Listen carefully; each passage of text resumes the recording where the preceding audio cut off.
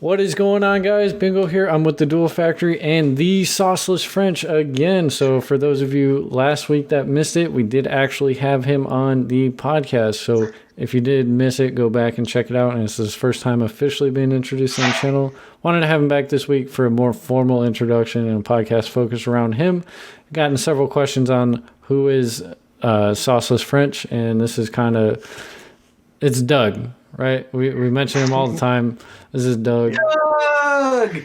And wanted to get him on here and talk about why we keep calling him Sauceless French. And what that means is Doug has a very expensive collection, plays the game a lot, knows a lot about the game, but consistently takes second at locals, right? He plays a lot. But chooses not to put the time in to be like hyper competitive. I think that's the point we're getting at. Yep. And he actually wanted to come on here and talk about, how he understands what it takes to be competitive, but chooses, either not to invest the time, effort, or energy or care to do that, and like why that's okay. So, Doug, welcome back. Thanks for coming on. Why'd you want to be on here this week? Joe, get your internet out of a toaster, and then you can talk shit. All right, I am Douglas French, and I have no sauce. So hi, Doug. Just so that people know where I'm coming from, I started playing this game a long time ago, back in 2003? No, maybe 2002. The structure decks were 2002, I believe. Mm-hmm. Yeah, so I did have those. A year after is when the 6 original Collector's 10s came out. So this was back. It wasn't. I don't think it would be considered Blue Eyes format, but the first 3 or 4 sets of Yu-Gi-Oh is what I started with. I used to judge tournaments with my friend, and they still let us play in the tournaments too, even while we were judging. But then I moved to Japan, and ironically, while I was in Japan, I didn't play Yu-Gi-Oh! And I came back to the United States. I became a teacher, which is what I still do now. Some of my students were playing Yu-Gi-Oh! One day, and I was like, hey, I've got a bunch of old Yu-Gi-Oh! Cards. So I started playing with them, and then eventually I started going to local tournaments. And basically I got my ass kicked. This would have been it was right after a hat format, right after Joe's favorite Dragon Ruler format. It's like 2014, 2015. Yeah, right after your favorite spell book, or spell rulers, whatever they're called, format. And I did not have good cards. I did not have a competitive mindset, and we've talked about it, you've talked about it a lot on your channel here. I was just a casual player. Like, I was still trying to play the same stuff in 2014 that I had played in the early 2000s. And it didn't work out, really, not at all. The Lightsworn structure deck came out, and so I started buying structure decks, and that's really how I got my start in competitive play. And then as soon as I got a good deck put together, the Hero structure deck came out that banished everything from my graveyard, and then I couldn't use my cards in my graveyard. I mean, it was just like a hard counter to what I was trying to play. But eventually, when the Secret Forces came out, that's kind of when things changed for me. I could not afford at that time to play Necroz. Now, you guys know. People listening probably don't know, but Necroz is one of my favorite decks. I used to, until it got stupid expensive, have a max rarity English version. I have a max rarity Japanese version. I'm currently working on getting together a max rarity German version, just because I love the deck. I played against it so much. I was never able to actually play it myself. I played Yosenju. Still to this day. Yeah, actually, just for shits and giggles, sometimes I break it out and play it at locals, and I still manage to finish top 4 with it. But Knock a that's few neither heads here at nor Die there. Hard. Yeah, you've mentioned what our locals are like. Yeah. But to get towards how we play now, eventually I got a Satellar Night deck. This was in 2015, and then that was actually the first time that I won my locals. Joe, do you remember the first time you won locals? Yeah, I remember the first time I won locals. Yeah, and I won against the person who he won every week. He was just good at the game. He just decided to play Burning Abyss on a whim, and I mopped the floor with him, and he never picked up Burning Abyss again. It was pretty funny. And I don't know. I got that competitive taste, but then I moved, and I didn't play for a couple years until Monarch format. And then that's when I met you, Joe, because I started coming up to your shop that you had. And yeah, I have never had a top at a regional or a premier event. Yeah. And I think that's what we're here to talk about. Yeah, I mean, you have a very extensive history with the game itself, like actually playing the card game. As far as competitive history, it's not. You honestly haven't gone to that many events compared to a lot of people, right? Yes, I didn't go to my first regional until, I don't know, when was Trickstar format? 2018, right? Yep. Yeah. So no, that's not true. Sorry, I went to nationals in 2017. Yeah, in Chicago. To play at Zoo. Yeah, the last chance qualifier. So really, you could probably count how many regionals or higher you've been to on one hand or two hands, right? Probably 2 or 3. Yeah. So you put a lot of time into learning the game, understanding the cards, knowing a lot of cards in the game, because still you'll see a card that's relatively common and say, what does that do? I don't know if that's Drunk Doug coming out or if you're just being you and forget, but I do joke around a lot. Yeah. You have a lot of experience and knowledge as far as that goes, and you know a lot of competitive players, and we play tests on a competitive level. But when it comes to going to these big tier events, you don't. You've said in the past that you don't do the things that the competitive players do. You know what they need to do, but you choose either not to invest the time or effort, or you just choose not to do them because you can't be bothered. Yeah, and I mean, I think that one thing that I can probably say that I've noticed the difference between myself and a lot of people who do play competitively is that I'm married, I have a child, I have a full-time job, and I also coach sports, and the past 4 years I've been going to graduate school on top of all that. So I'm really, really busy. The time that I play the game, most of that is when I go to play at locals. Like sometimes I'll play test with you guys online, but we've never actually said to each other, "Hey, let's sit down and play test." Yeah, we've never gotten together life. outside of locals. Yeah, we might play a game or two before the locals tournament starts, but that's it. And you can't be a competitive player if that's all that you play. So, Joe, I'll let you ask some questions for this fine gentleman. All right. So my personal favorite, I got to ask. Can you give me your definition? Definition of what? The damage step. Yeah, see, the damage step is that part of the turn where you can play certain cards, but you can't play other cards that you can usually play at different parts of the turn. Now, Doug, the damage step is that part of the turn where your opponent can do stuff, but he tells you can't. Exactly. Let me ask. Everything I try to do, they say no. How many times have you tried to activate the hand trap known as Ash Blossom and Joyous Spring, much like my man Akeem in the damage step.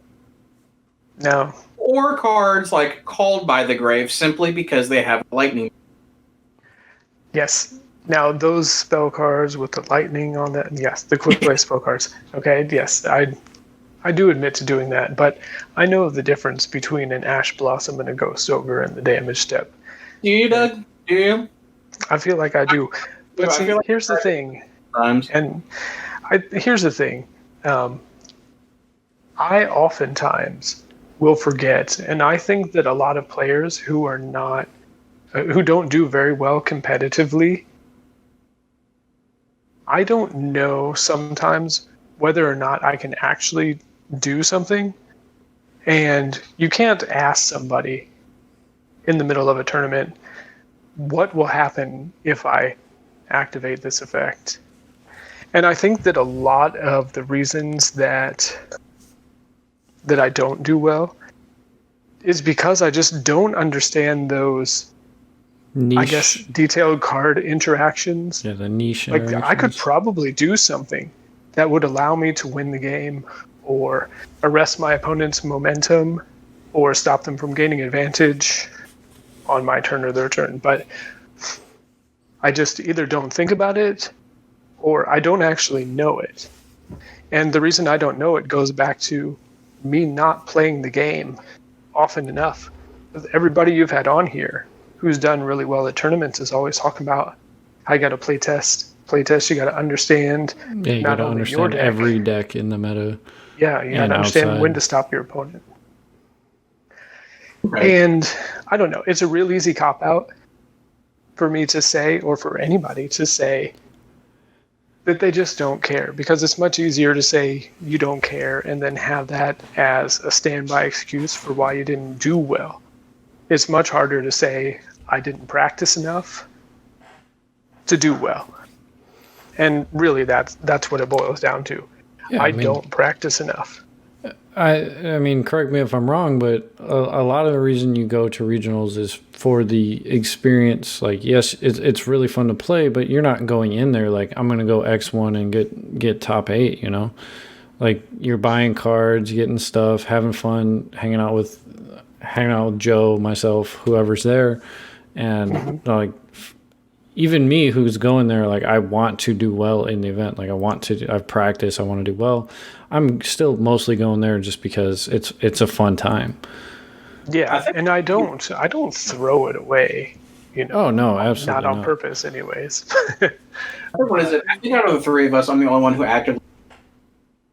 actively shoots for top 8 every time I go. Yeah, I mean, you definitely put the most preparation, which is why you're usually poised the best to get there. But something always comes up. Something like we're all a little bit older. We got shit going on outside of the house. Like, I've had to leave the regional to come back because something happened back home, and like I got to go take care of it. You know. Oh, no, I understand that for sure. I do have I just forgot my question. Hold. Can you give us a little insight of why you have such disdain? Disdain for combo? Yes. Yeah, so I know you like to give me a hard time because I don't have a problem with cards like Mystic Mine or decks that just piss people off when you play against them. But here's the thing. If you're going to spend 10 minutes on your turn, much like I did during Fusion Sub-Zoo, and end on a board that is near impossible for your opponent to break unless they open 2 or 3 specific cards or a combination of 2 or 3 cards, how is making it so that everything your opponent does gets negated any different than playing something that says your opponent's, for example, monster effects with Dark Ruler No More don't work anymore? Because it takes less skill, air quotes, Doug. Exactly. So, you say the value of a play is based on the amount of skill it takes to execute that play. which is a series of predetermined steps that you've executed on your own dozens of times. Yeah, and then I say, I don't know exactly what I would say, actually. Just if I'm having fun playing the game, then that's really all it is for me.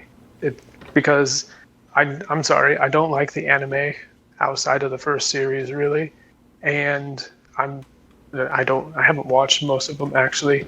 I just like the cards. They were introduced to me by a person that I went to college with. They're like, hey, check these out. And I was like, hey, the artwork on these is pretty cool. I knew Magic from before then. So I started to play, and I didn't really know or watch any of the anime, even the first series, until like a decade later. I'm not really interested in trying to emulate anything that I've seen.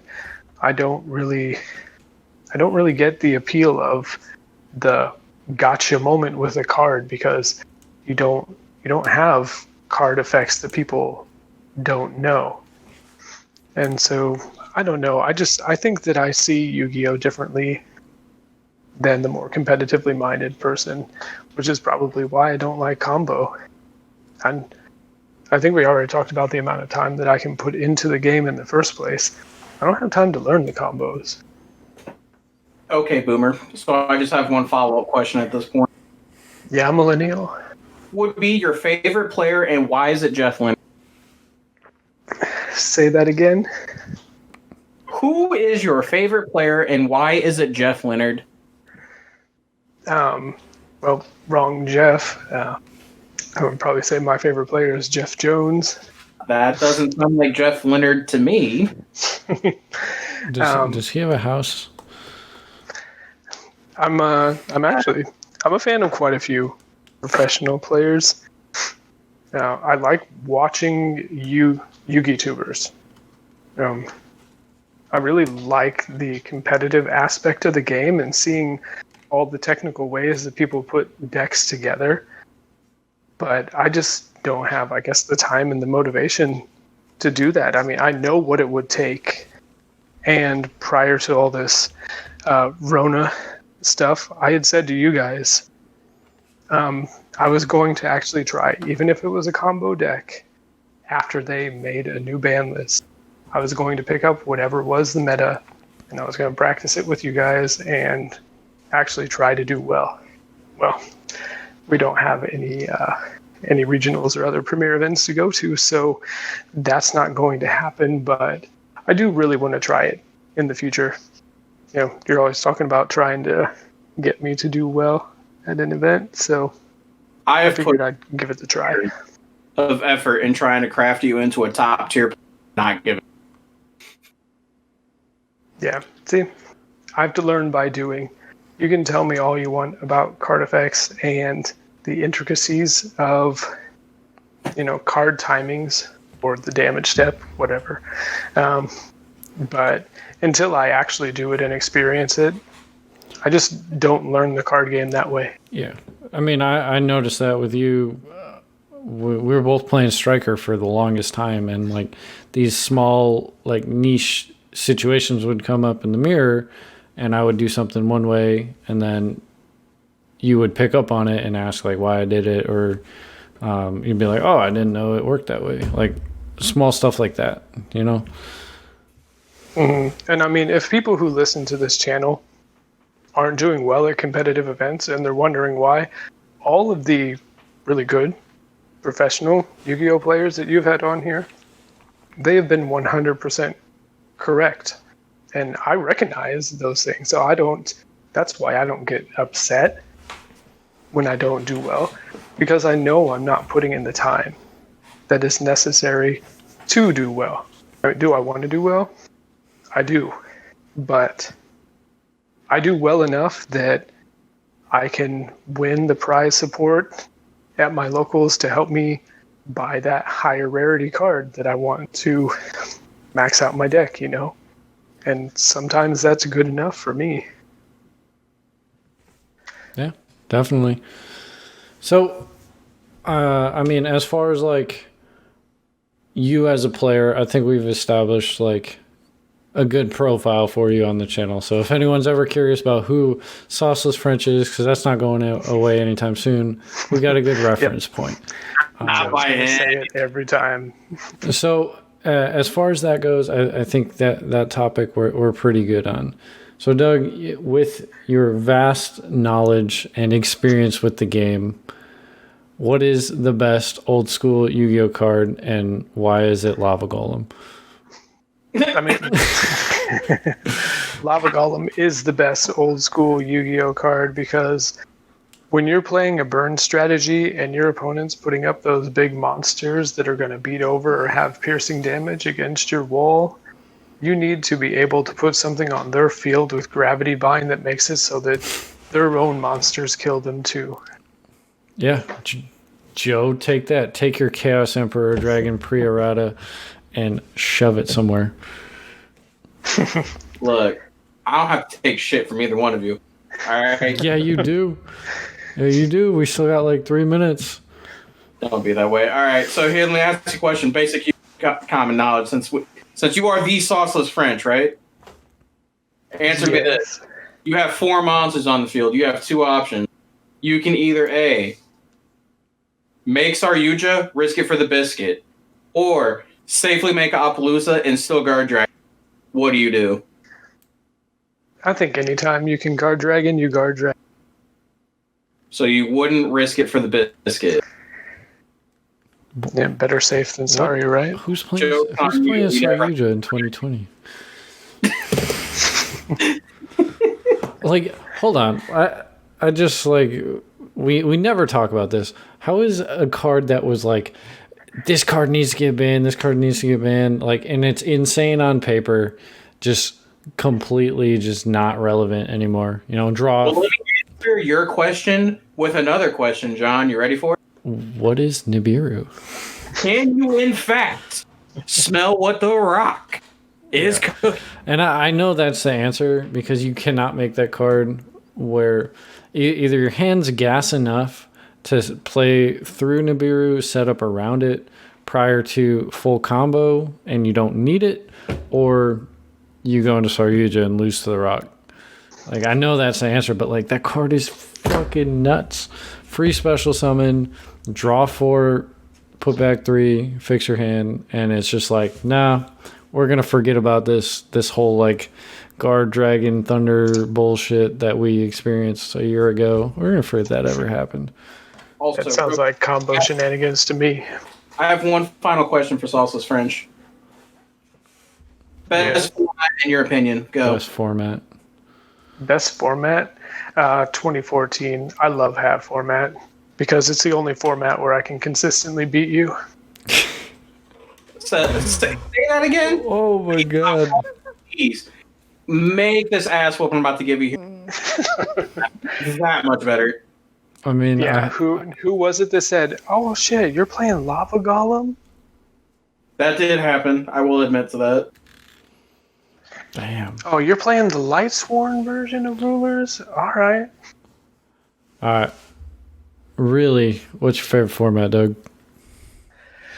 I don't know. I mean, there's something to be said about the original Blue Eyes format, but really, I mean, 2014 probably is my favorite. There are just so many good decks that you can play at that time, and the pacing of the game, I mean, it's, you don't blow out your opponent.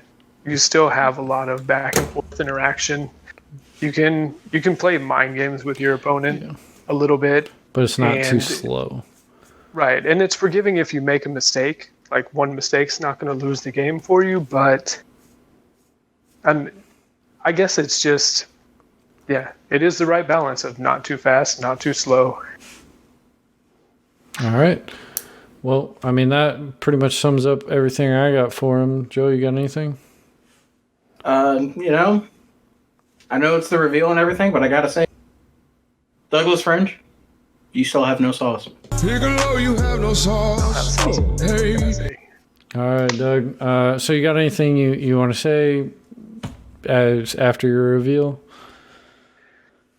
Not really. I'm just, you know, Yeah, mic drop. I have out, fun. bitches. yeah. I have fun being on here with you guys. You know, we always have a good time in our chats outside of what you guys put on the podcast. So I've just been having a good time popping in here with you guys from time to time. Yeah. Well, hopefully we'll have you on some point in the future. But thanks for coming on second week in a row. We appreciate it. And guys, if you have enjoyed, please remember to check us out same time, same place every single week. iTunes, Google Play, Spotify. The podcast goes up 8 a.m., 10 a.m. on YouTube, youtube.com/bingohd, youtube.com/The Duel Factory.